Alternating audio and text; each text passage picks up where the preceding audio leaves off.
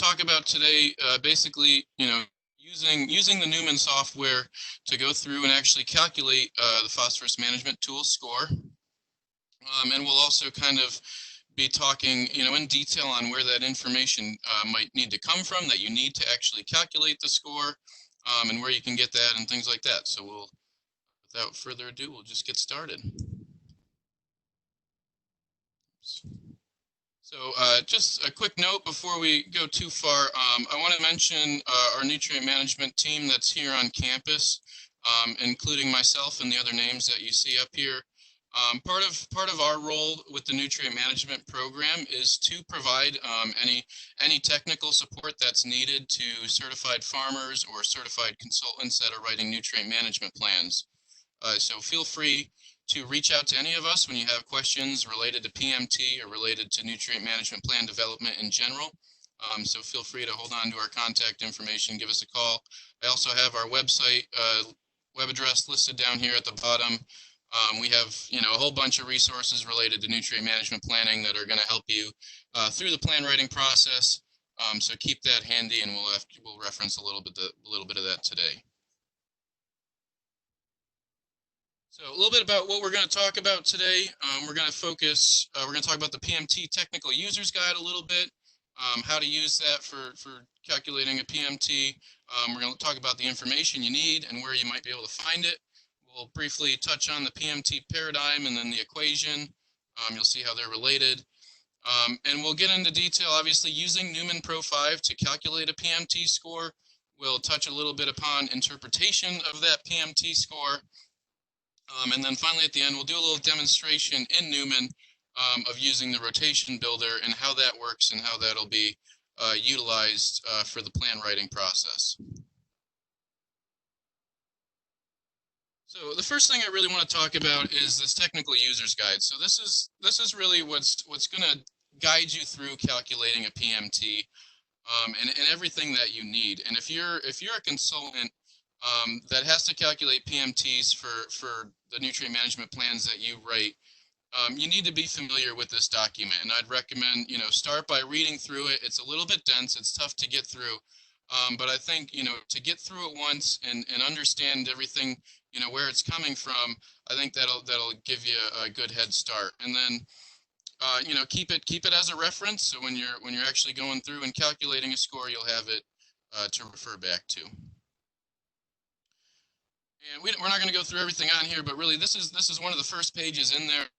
It highlights basically that there's quite a bit of information that's needed to accurately determine that PMT score, do that calculation. Stuff that you're going to need from the farm operator, some information you're going to need about soils. You might have to do a field visit. You're probably going to need to use Russell too. And then, all the information that might be associated with each of those. So just to kind of give a little introduction about what you're going to need, this kind of gets it all in one place, and we'll go through a lot of this today.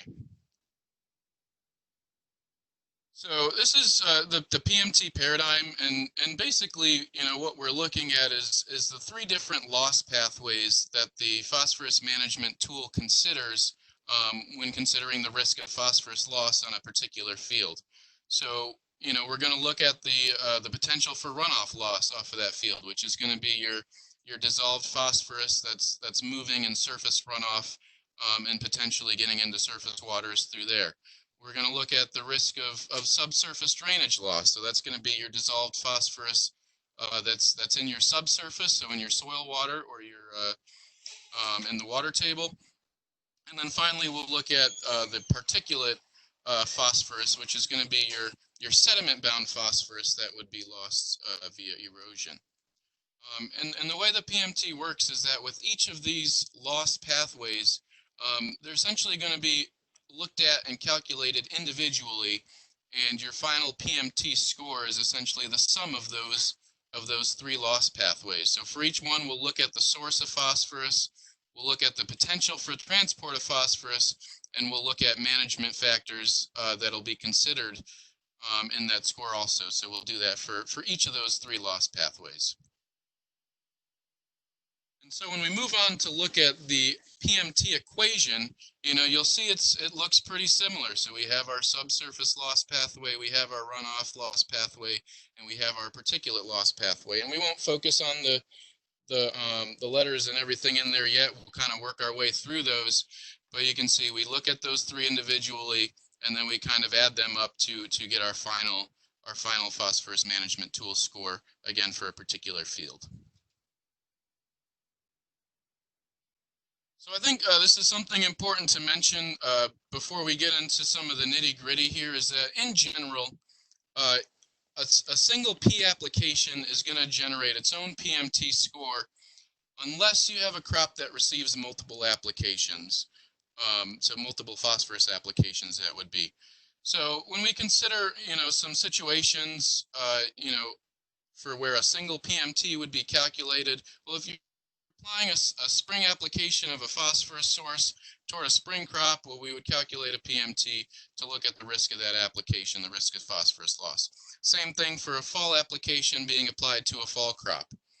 A situation where we might have multiple applications for a single crop, so that could be, we're applying in the fall and in the spring to meet the nutrient recommendation of that spring crop. In that case, we would want to calculate a single PMT, but make sure we're accounting for all of those two different phosphorus sources in that calculation. Conversely, a situation where you might be calculating multiple PMTs kind of in a single year for a single field, would be where you might have a spring application for a spring crop. So we would look at the risk of phosphorus loss for that application to that crop. And then separately, we might look at a fall application on the same field being applied to meet the nutrient requirement of a fall crop. In that case, we would look at those PMT calculations and essentially the risk of phosphorus loss to those applications separately. So, this isn't going to cover all situations, but I think this is kind of a bit of a general rule to follow when considering, do we do one PMT calculation or multiple on a single field in a single year. So we're going to kind of break down these three different loss pathways and the factors associated with each, and then look at the information that we need for each one of these. So we're going to start with the particulate loss pathway, and we'll look at those three factors that are going to be involved in it. So for the particulate loss pathway, we're going to have this distance buffer factor. We're going to have a sediment factor, which is going to consider our soil loss based on a Russell II calculation. And then we'll have our FIV factor, which is essentially going to be like our soil test factor. So we're going to start off just kind of looking at how Newman Pro looks in the PMT portion of the software. So a few general considerations about this is that, anything in white, any of these boxes in white, that's where you're going to need to enter some piece of information. Just like these distance to water and buffer, those would be white before we actually selected them. Any boxes that you see in yellow are boxes that are, basically the Newman software is pulling that information from a different area of Newman. So for example, we have our soil test value here in the soil test lab. Well, we already entered that in the soil test tab, so the PMT portion is just pulling that information from a different part of Newman. And then finally, when you see these blue boxes, the blue boxes are basically calculations that are being done internally to come up with that score. And then finally down here in orange, we actually see the final score for that particular loss pathway. And then we'll see our final score added together at the end. So moving on with our particulate loss pathway, we're going to start by breaking down the distance buffer factor a little bit. And so we'll look at what that is. So this table 1 here that we're seeing here at the bottom, that's pulled directly from that PMT technical user's guide. So this is the sort of thing that you're going to see in that user's guide that'll help to guide you on where we're measuring distance from the edge of field to our surface water and then the resulting factor. So as you can see, we have a range of distances from less than 100 feet all the way up to greater than 100 feet. We can see as we get further away from surface water in a particular field, that factor is going to decrease, meaning being farther away from surface water, you're going to have less of a risk of that phosphorus actually making it to that surface water. But I think the important thing to consider here is the definition that we're seeing here at the bottom of Table 1. So it kind of defines what surface water is for the purposes of a PMT calculation. So we'll just read through it. Surface water includes any permanent, continuous physical conduit for transporting surface water, including permanent streams and ditches, even if they only flow intermittently during the course of the year. So a bit of a mouthful, but I think all of that is important to consider when we're actually looking at a field, looking at the surface waters that are near it, and what are we actually measuring to. So let's use that definition and kind of consider some of the types of watercourses that we might actually see out in the field or near the field, and consider whether we should be measuring to them based on that definition. First thing we'll consider is like a water lead or a concentrated flow path. That's something that's generally not going to be permanent. It's going to reestablish generally every year. It could be broken up as you move tillage equipment over that water lead. So since they're not permanent, we wouldn't use that for our measurement of surface water. Ditches, typically they're going to be permanent and continuous. So in that case, we would use that for our measurement of surface water. Similarly, for ephemeral streams, so a stream that may not run, have water in it in the entire time of the year, but even so, like the definition said, even if it flows intermittently, we would still measure to it. So if it's permanent and continuous, we would use that for our measurement. And then finally, we might see ponds that are near a field.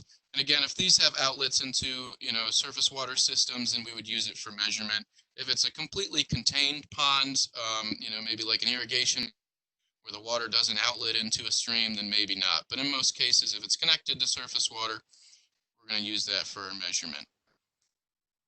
And just kind of a final point here is, it seems obvious, but we always want to make sure that we're measuring to the nearest down gradient surface water.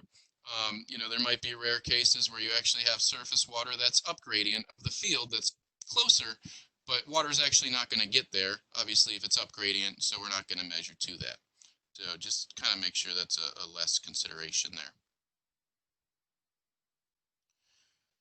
And so I'll mention that we do have some GIS resources, which I'll talk a little bit about. But one of those resources that we have available is National Hydrography Database surface water layers. And so that's going to kind of, you could use that as a guide to see maybe is there surface water near the field. Now, one thing I want to mention is that, that probably shouldn't be your sole determining factor. So for example, let's take this random field I found. This is actually on the lower shore. So I think a lot of these surface water layers with the buffers around them, these are probably picking up ditches. And as we mentioned, we're probably going to be measuring to ditches. But I think in general, we're not always, the hydrography database layer is not going to pick up every ditch. So if we look here kind of at the top upper portion here, that might be a ditch right there, but we can tell the hydrography layer didn't pick up on that. Whereas this one here, it did pick up on. So I think that just kind of alludes to the fact that we can use this as kind of a tool in our toolbox to figure out where that nearest surface water is. But we might need a little bit more information. So we might see something that looks like a ditch, but it doesn't show up on the layer. Well, we should probably talk to the farm operator and see if that actually is or not. Conversely, I think there's a lot of situations on the shore where water leads are actually shown in these layers as being surface water.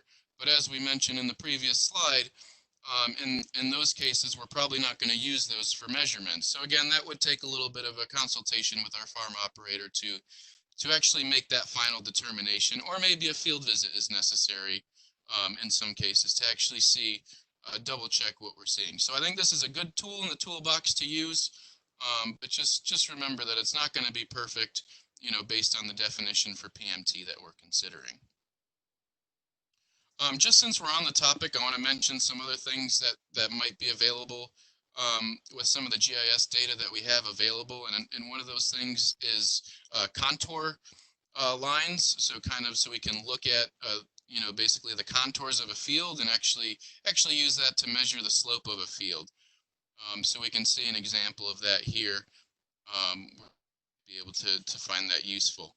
So I'm not going to really go into more detail about the GIS stuff we have available. That could probably take an hour in itself.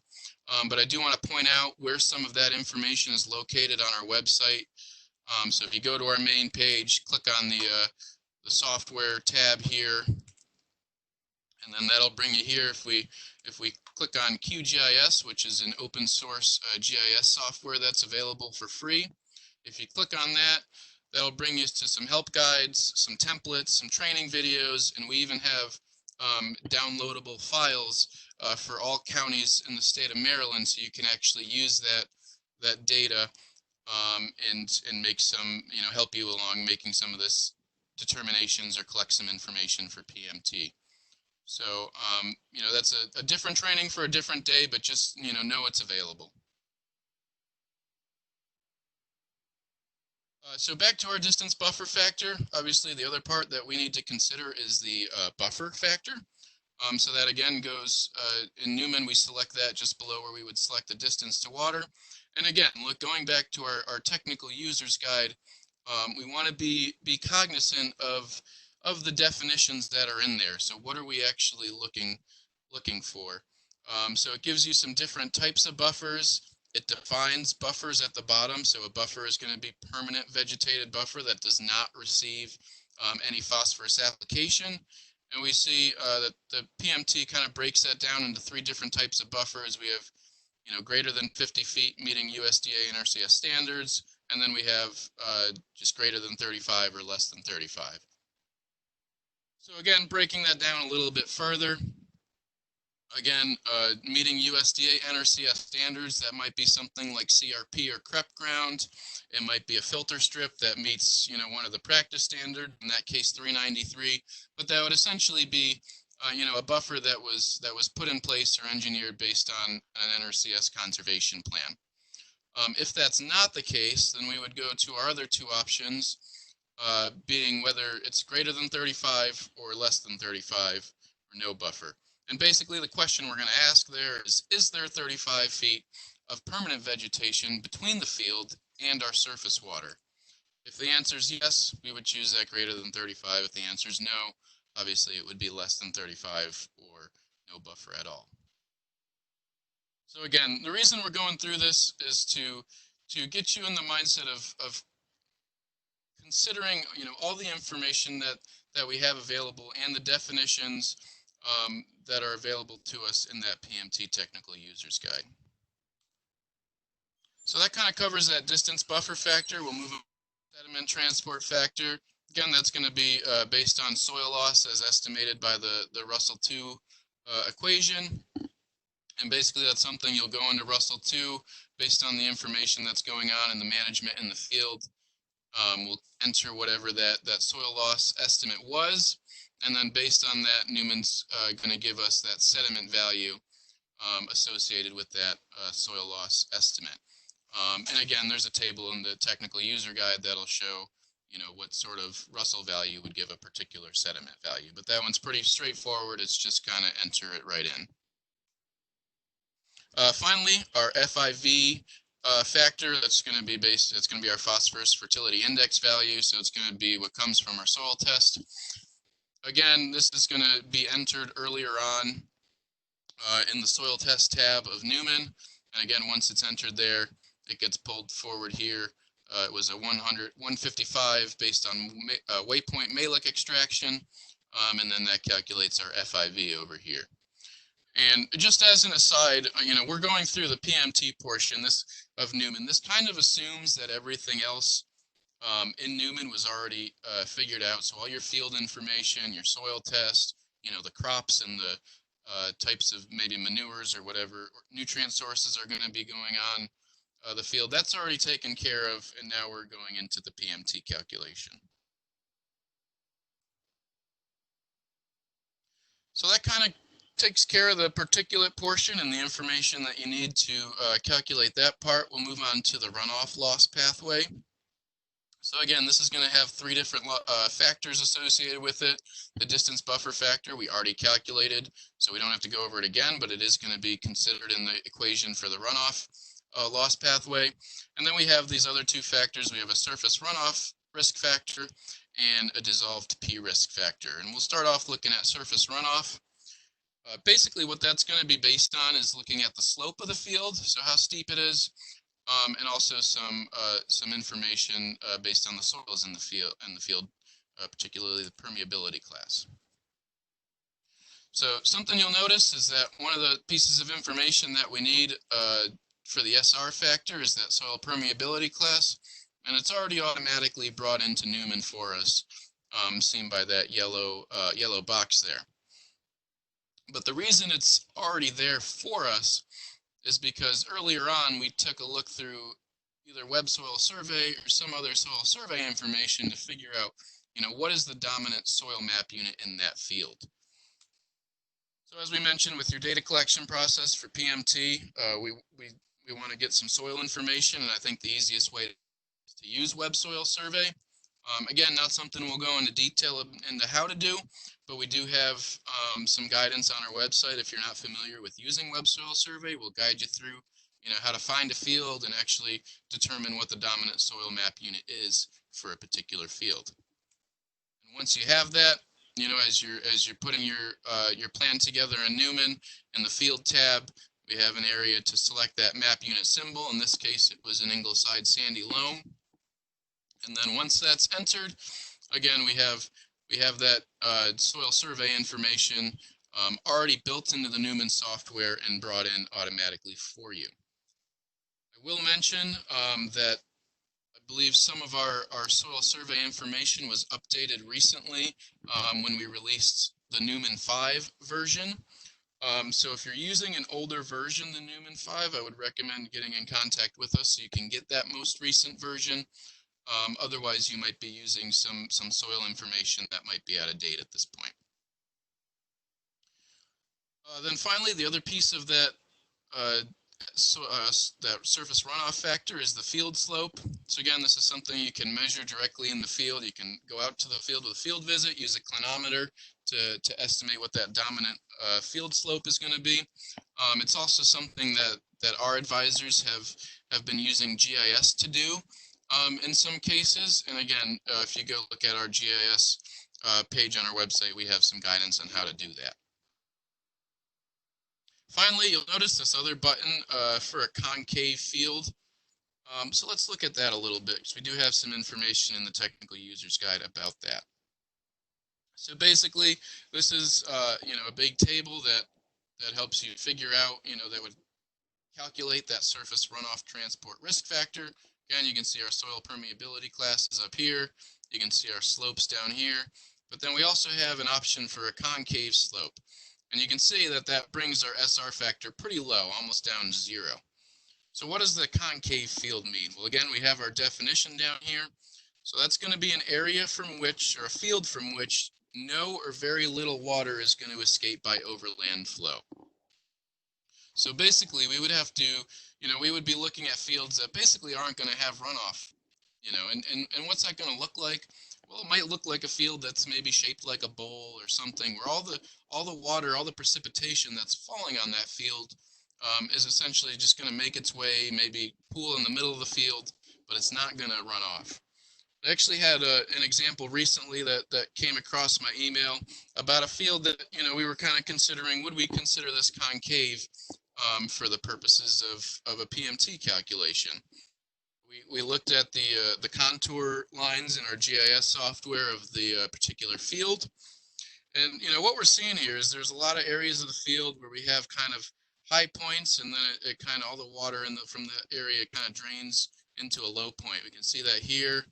We can see that again here. All these different portions of the field where basically all the water that's going to hit that field is going to run off into these collection points in the field. Even again down here and even right here. So in that case, what we're seeing in this field is we can kind of visualize that most of the precipitation that's going to hit this field is not actually going to run off the field. Most of it is actually going to pool in areas in the field, and we can even see that in the imagery where we have these wet spots in the field.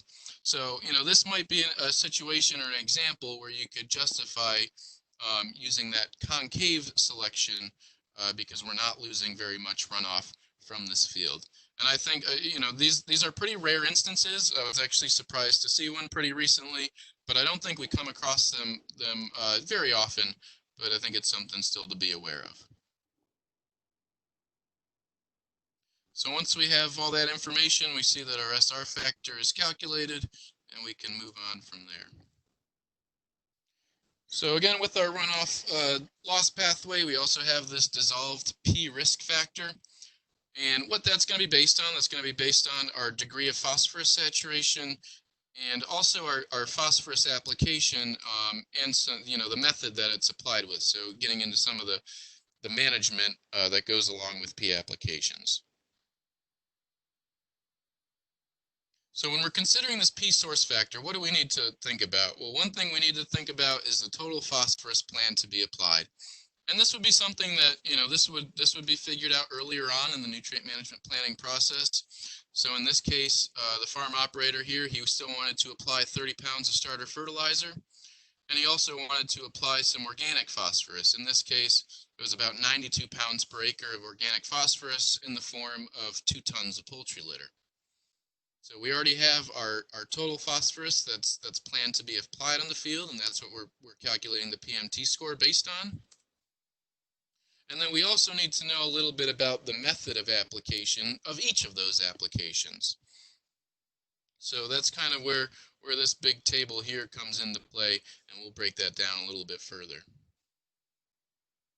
So with that runoff dissolved P risk source factor, we're going to consider, again, the application methods associated. So we have these different options in the table. The first one being subsurface placement or immediate full incorporation, and it says greater than 90% residue. Well, what does that mean? Full incorporation, well, obviously subsurface placement, that one's pretty straightforward. That's going to be something that's injected or maybe a subsurface fertilizer band. But when we consider the full incorporation, we're basically saying that more than 90% of that surface residue is going to be buried with whatever incorporation equipment is being used. So that's typically going to be, pretty heavy tillage, conventional tillage in most cases. The next option we have is this incorporated within 5 days, and then it says greater than or equal to 50% residue. So basically, again, we're saying it's incorporated, maybe not right away, but within 5 days.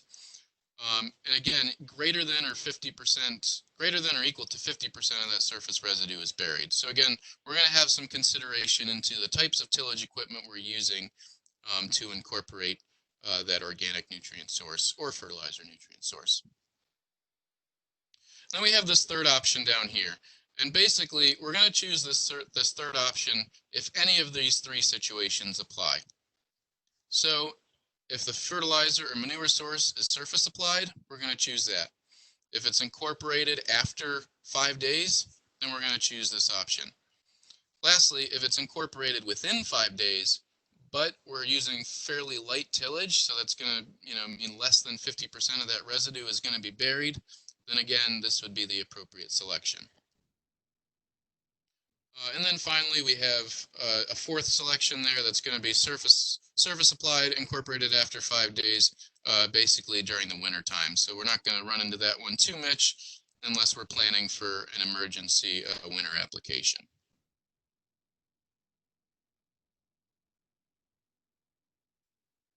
So that kind of covers the total phosphorus and the method of application, but we're also going to be considering this DPS, or this degree of phosphorus saturation. So where's that going to come from? Well, that's going to come from our soil test. So what we know about what DPS, so DPS is basically a ratio of the amount of phosphorus to aluminum and iron in the soil. And what we know about Maryland soils, acidic soils in our region, is that phosphorus is going to readily bind to any aluminum or iron that's available in the soil. But if it's already bound to an aluminum and iron molecule, then it's not going to be able to bind anymore. So essentially, by looking, a higher DPS value means that there's going to be that most of those aluminum and iron molecules in the soil are already tied up and bound to phosphorus. So a higher value means that there's kind of less holding capacity as you add more phosphorus to that soil. And it's going to come from your soil test. So some soil test labs actually directly measure and calculate the DPS. So you could enter the lab DPS if it's reported. I know AgriLab generally includes that as part of their standard soil test now. If they don't calculate it, but they do calculate available aluminum and iron and report that on the soil test, then you can enter that directly and it'll calculate DPS for you.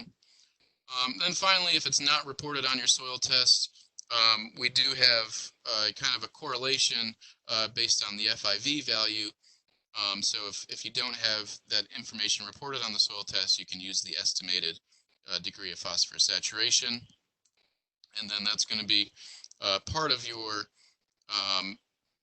runoff calculation to calculate the runoff loss pathway. So again, we factor in that distance buffer factor there in the bottom, and that calculates our runoff loss pathway score. So that kind of covers 2 out of 3. Our final loss pathway to consider here is our subsurface loss pathway, and again, that's going to be our dissolved phosphorus. It's going to be below the surface. It's going to be in our soil water. And basically, there's 2 factors associated. So we have a subsurface drainage transport factor. It's going to be based on some soil properties. And then we also have a dissolved P risk factor for subsurface, but that's going to be pretty similar to what we just looked at for runoff also. So again, considering phosphorus saturation and then total P application and the methods of application. So why are we considering this? Because, really when we see different drainage management going on in the field, so we have ditches that are in place to drain water out of a field, out of a saturated field, or we might have tile drains that are in place for the same reason to kind of lower that water table and get some, get rid of saturated conditions in the field. But what that's doing is that, when you have dissolved phosphorus in that soil water, under normal conditions without artificial drainage, that water isn't, it's not going to move into surface waters readily. Yeah, it might get there eventually, very slowly over, probably matters of years.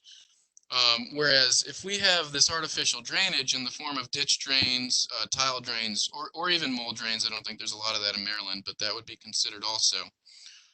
Basically, that dissolved phosphorus in that soil water now has a direct conduit to go from, in your soil water and to move directly out into your surface water systems. So that's why this portion is considered when calculating the PMT. And it's kind of a, for the subsurface portion, it's kind of a first yes or no question. Is there artificial drainage in the field? So we can see when we go into Newman on the subsurface tab of their PMT section, we have this box here saying artificial drainage question mark. And if you click it to go yes, it'll calculate that subsurface loss pathway. But if there is no artificial drainage in the field, meaning there's no ditch drains or in the field or next to the field, there's no tile drains or mold drains in the field, then we would leave this as no, and we don't consider that subsurface loss pathway. So you can see if in this case we turn it on, it actually calculates that portion and incorporates that into our final score. So a couple things to consider. First, this is table 6, again coming directly from our technical users guide related to the subsurface drainage transport factor. Again, it looks at those soil properties, so it looks at soil drainage class, it looks at hydrologic soil group, and it gives you a value for that that drainage transport factor. But what I want to point out is some of the poorly drained soil drainage classes. So really, if we have fields that are poorly drained, very poorly drained, maybe even somewhat poorly drained, in most cases, those fields, we wouldn't be farming them if they didn't have some sort of artificial drainage. Because otherwise they would just be too wet, most of the growing season, and we wouldn't be able to grow crops in them very well. So when we see fields that have these poorly drained categories, that's when we do want to consider closely whether there is drainage going on in that field or not, because chances are, 9 times out of 10 there probably is.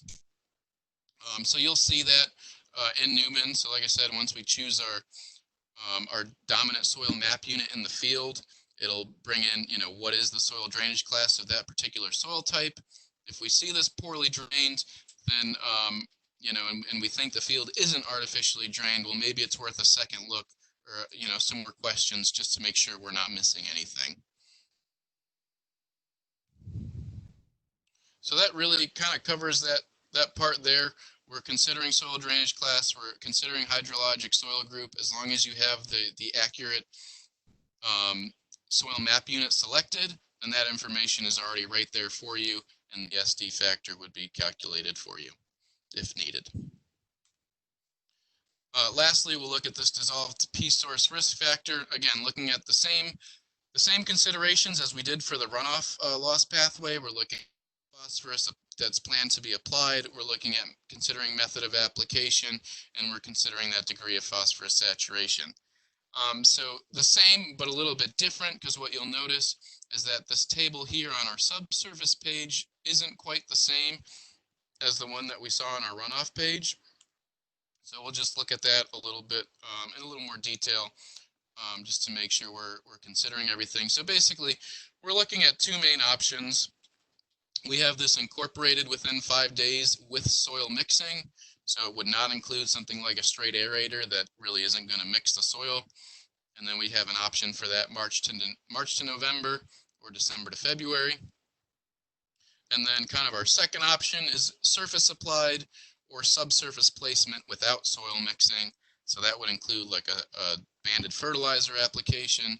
And again, these are split into different timing considerations. This top one for March to November, this bottom one for December to February. A little more straightforward than the runoff, but again, something to consider, that just because you have the first option in the runoff doesn't mean you'll have the first option in the subsurface portion, and vice versa.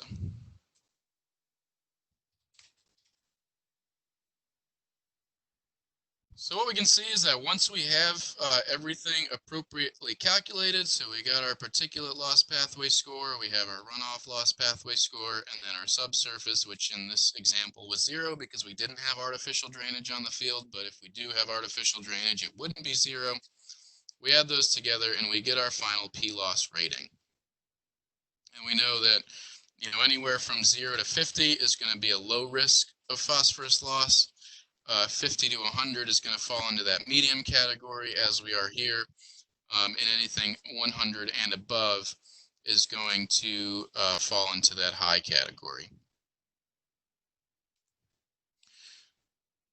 So now that we've kind of calculated our score, we want to talk a little bit about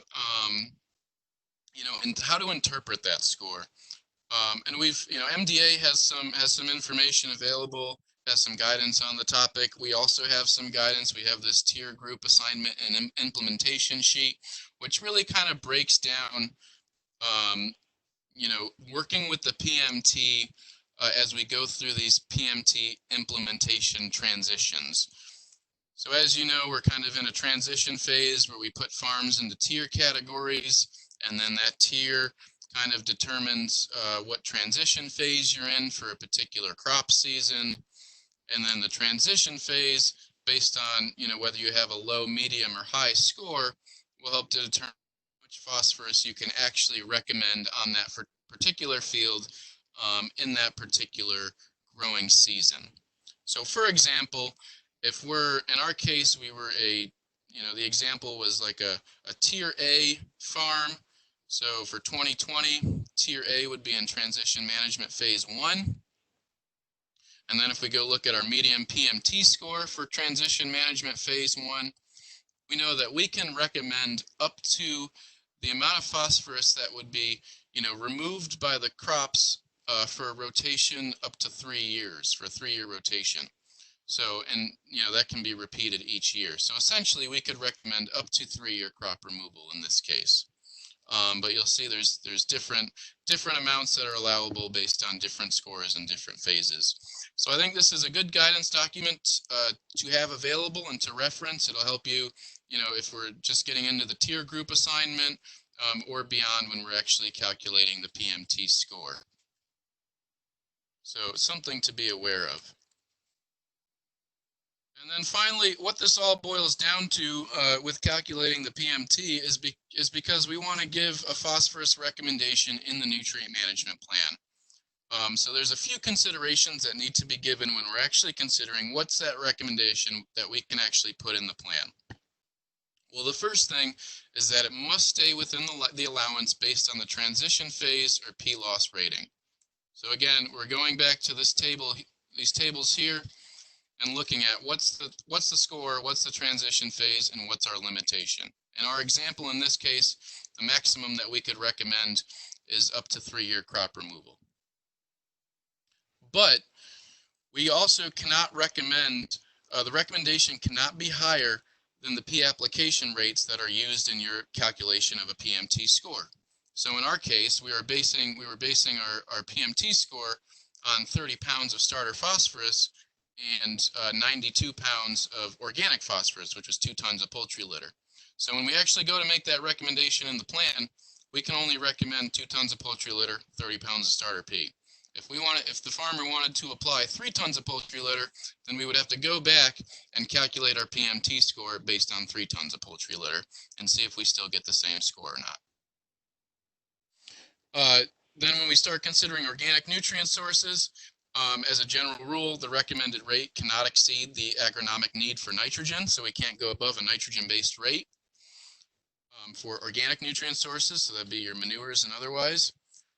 For fertilizers, so like your commercial fertilizer phosphorus applications, the recommended rate may not exceed a 1-year phosphorus crop removal rate in any case. So with all that, we can kind of finish with coming up with a phosphorus recommendation that we're going to put in the plan. The last thing we want to do is have some documentation of that recommendation in the plan. So that's where this rotation schedule comes in. So when you go back to the scenario tab of Newman, you have this button for a rotation schedule. And Paul's going to take over in a couple minutes to go in that a little bit more detail for you on how to use that and how to actually create a rotation and show that. But, you know, in short, this is kind of what it's going to look like for our example that we had here. So we were planning for 2020. We had a medium PMT score. We were growing corn. We had our yield goal. And based on that crop and that yield goal, we know what our P uptake is. So that's our crop removal, about 70 pounds. And then we have our fertilizer that we're applying, 30 pounds. We have our organic that we're applying, it was about 92 pounds.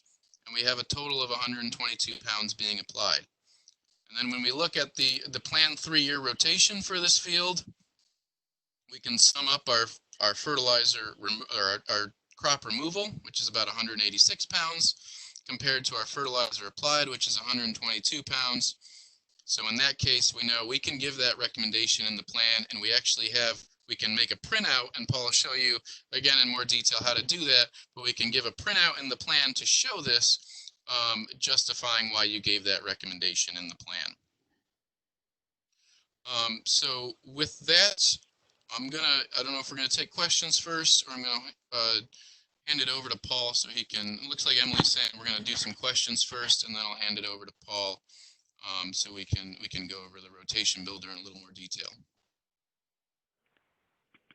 So I don't have any outstanding questions in the chat right now, but if you have anything that you've been thinking about, some of it may be clarified by Paul's portion where he runs through an example. But if anyone has any lingering questions, just go ahead and type them into the chat box. We'll give you just a few seconds to do that. If I don't see anything come in, we'll go ahead and move into the next portion, Paul's demo.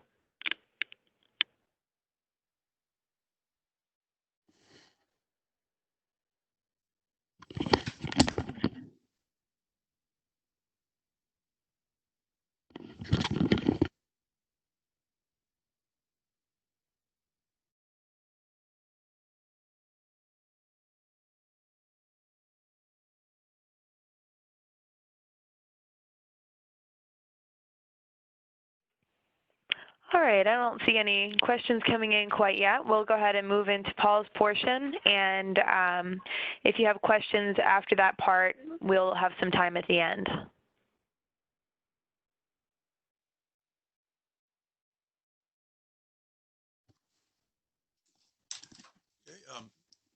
afternoon, everyone. I am going to go through rotation schedule, how that works in Newman. First step for using that, when you're on the, when you first come into the farmer consultant page in Newman, you will have to select a tier group. So depending on what tier the,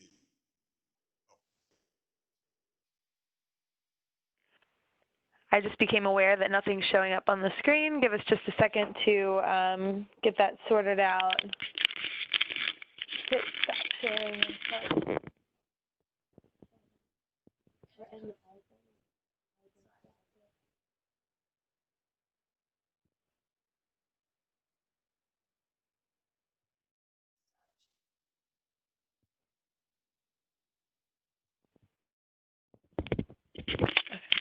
All right, that should be fixed up. Now everyone should be able to see the Newman program open on the screen.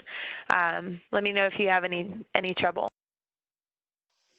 Good afternoon, everyone. I'm going to be going through how to use the rotation schedule in Newman.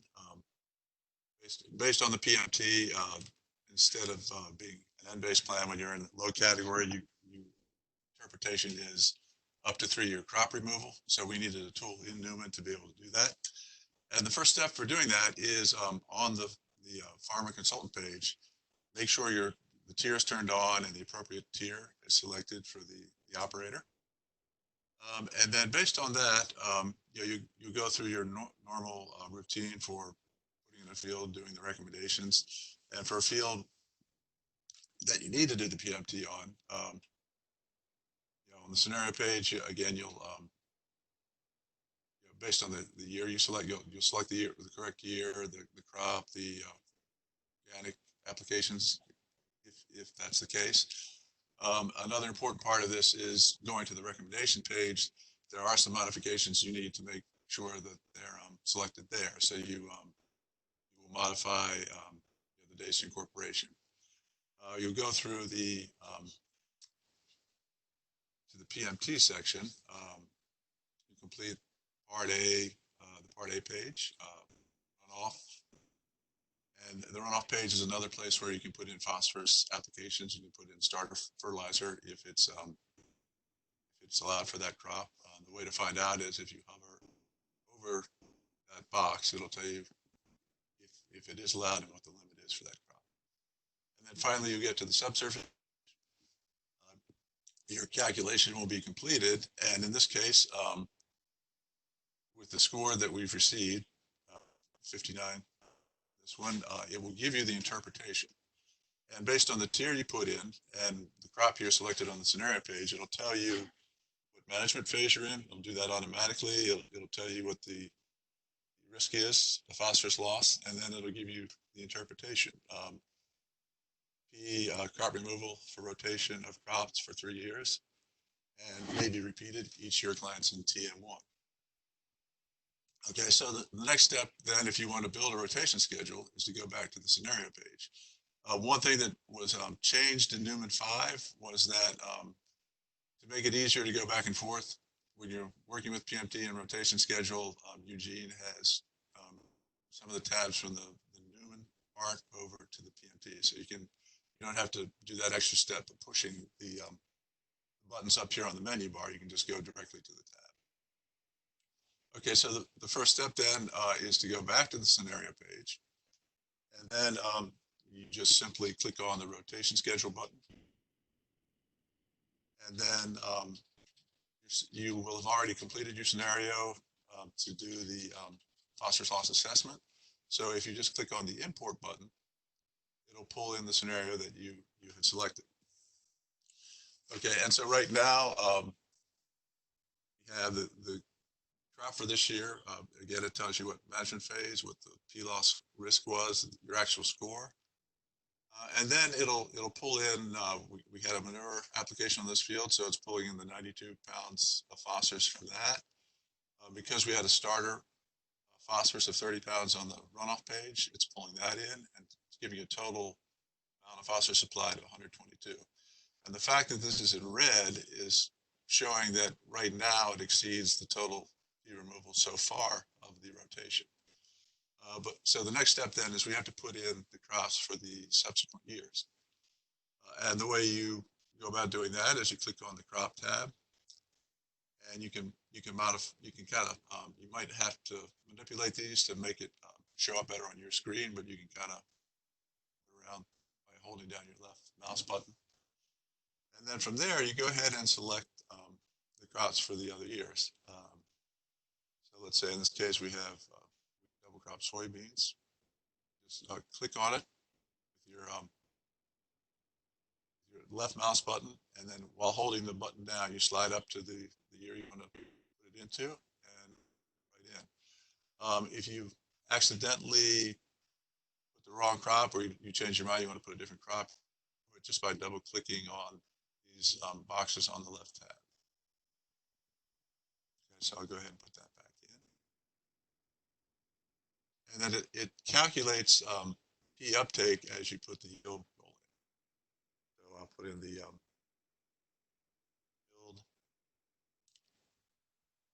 Soybean yield. So at this point, I'm getting 56 pounds of P uptake from the wheat and 50 pounds from soybean for a total of 106. So right now, the crop removal is already higher than what we were intending to apply this year. And then the next step then is to finish off the rotation. So let's just go back to the corn. Left click on it, slide the mouse cursor up to the third year, let it go, and it puts it in, add the yield goal, and now you have the rotation for this year. And so you kind of look it over. If everything looks good, you will click the lock button. So that will help preserve everything that you've put in. And then once you've done that, this button will change color, will change to purple. And at this point, you can go ahead and print. So if you click right now and print schedule, it'll print out a copy of what Brian had showed you before. If you want to wait till you've put in all the fields you're going to be doing the rotation schedule on, there's a way to print all the rotation schedules at once. Go to File and Print Rotation Schedules. And again, keep in mind that you will have had to lock each one of those. If you have one that you thought you put in and doesn't print, it may be because it wasn't locked. Okay, so let's move to another slightly more complicated situation. Okay, so this is a case where we have multiple crops, let's say in a vegetable situation. We have poultry litter going on one of the crops. And so this is a little more complicated for Newman to handle as to knowing which crops you're going to pull into the rotation and what the nutrient sources are going to be on those. And so the way you fine tune this is to go to the recommendation page. And then to make sure that this information is pulled in, just before, as you did PMT, you would right click on this multiple crop column to put it down by all the crops you want to pull into Newman for this. The other thing you do is look at each of the crops. So I'm selecting the peas. That's the crop showing on the screen now. So the manure from that. We didn't want manure from that. Sweet corn has 2 tons of poultry litter, and the days of incorporation edited to reflect when it's going to be incorporated. And then for the spinach, again, the manure application has been removed. So at this point, then pull this into the rotation schedule. You would come back to the scenario page, click on rotation schedule, and then in this case, again, the first step is to hit import. So it pulled that rotation in. It pulled in the manure only for the corn based on the modifications we made on the recommendation page. We also had 20 pounds of starter. And again, this was added by going to the runoff page, and 20 pounds was placed in there. So that's where that's coming from. And so next step then again is to, if you wanted to pull in, again, this is showing so far the amount of phosphorus taken up the first year was not enough to cover how much was applied. So we're going to go back in, choose the crops. Yeah.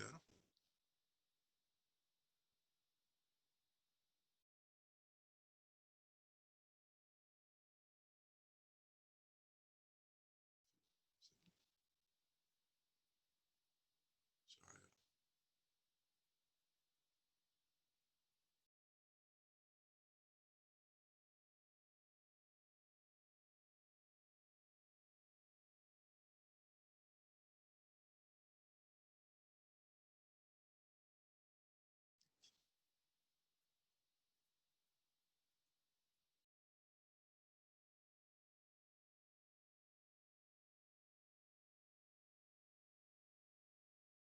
So at this point now, we've covered that application, and then we'll just put next year.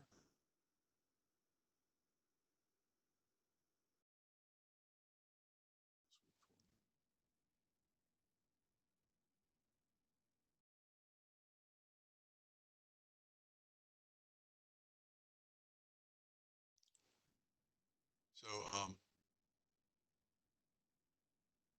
close this crop. So again, we're okay. So then again to print, we would hit the lock button. Scenario page, and then we could go ahead and print this. To kind of go over some of the buttons that are on here, we hit the import and the crop button. See, the clear button removes the crops that were selected in the yields. The delete button will delete the entire rotation. You can restore to what it was when you came in by clicking on this restore button. And actually, when I came into this field, there was no rotation, so that's what it's putting it back to. If you had had a rotation in before, when you came to this field, it would pull that back in. The OK button, if you're partway through your rotation, but you want to get out for a second, if you click on that, it will take you back out. And then if you've locked your field, let me go back to.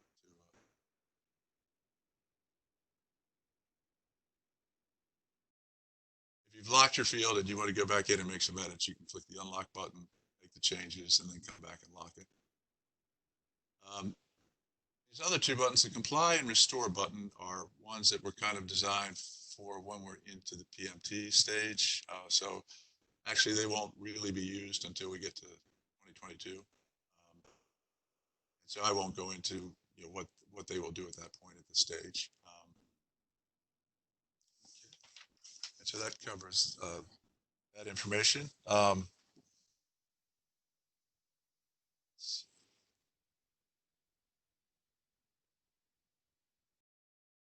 This out. And then another use for this. Well, let me show you one other situation. Let's say you had a field that came back the high score. In that case, you could not actually use all these. I'm sorry. The interpretation for this is high risk of potential phosphorus loss, pea crop removal for up to 2 crops in the same growing season.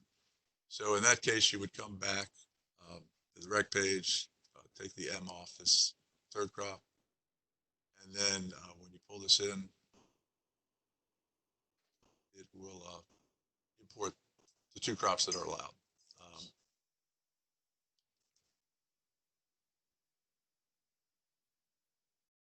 And so we definitely cannot apply this manure rate at this point, so we can remove that by double clicking on it. The removal is 43 pounds, so we actually could go back and look at the runoff page, see if we can put a starter in here. We can apply up to 60, so let's go ahead, we can put a 40 pounds in. And then that's kind of the most you can do for this field. And then one thing that our advisors have started doing in their plans, even if you're in a situation where you don't need to do a 3-year rotation, but you want to have some documentation that the rate you're applying is less than or equal to P removal.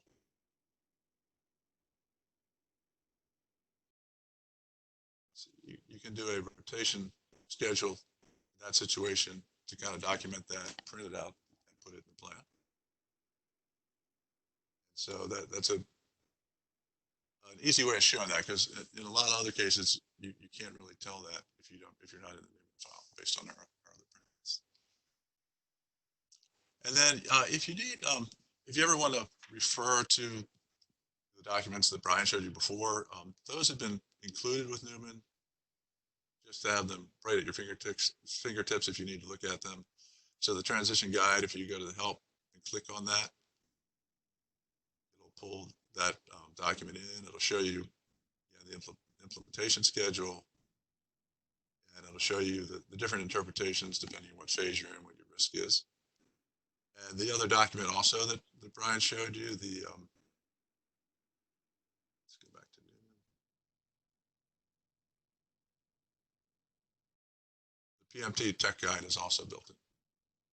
So again, if you have any questions about any of the equations, you can, again, fingertips to look at. Let's see. And then the last thing I'll say is that we do have a short guide on our website. I think it's on the software page that kind of takes you through how to build a rotation schedule.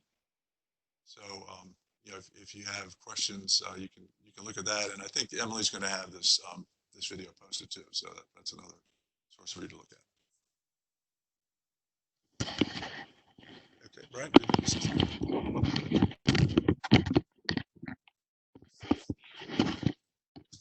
All right, so we just had one question. The question is, if the P recommendation cannot exceed the 1-year crop removal, like the last bullet point in one of the slides, then how can we recommend a rate based on the 3-year crop removal? So let me go back to that slide real quick, if we can find it.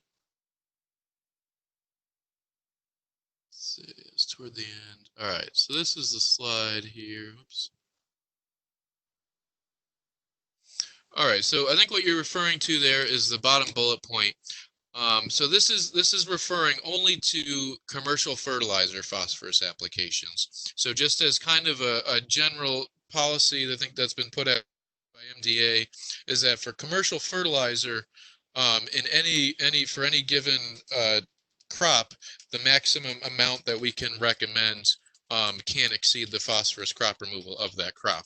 So the reason we get into 3-year crop removal is typically when considering organic nutrient sources, so our manures or biosolids, things like that, where it's a little bit harder to control the amount of phosphorus that's being applied, because we have limitations on what rate we can apply it at, and then obviously we're subject to how much phosphorus is actually in that particular nutrient source. So again, for organic nutrient sources, we might be considering that multi-year crop removal. But again, specifically when we're talking about commercial fertilizer phosphorus applications, that's where we shouldn't be recommending more than the 1 year or the crop removal of the crop that it's being applied to. So hope that answers your question. We got another one that says, if a producer does not know if they will be planting corner beans this spring, does a PMT need to be run for each crop? So that would depend on if the farm operator wanted to apply phosphorus to each of those crops. So let's say he was planning to apply manure to either crop, then yes, we would have to calculate a PMT based on the planned application rate for each crop separately.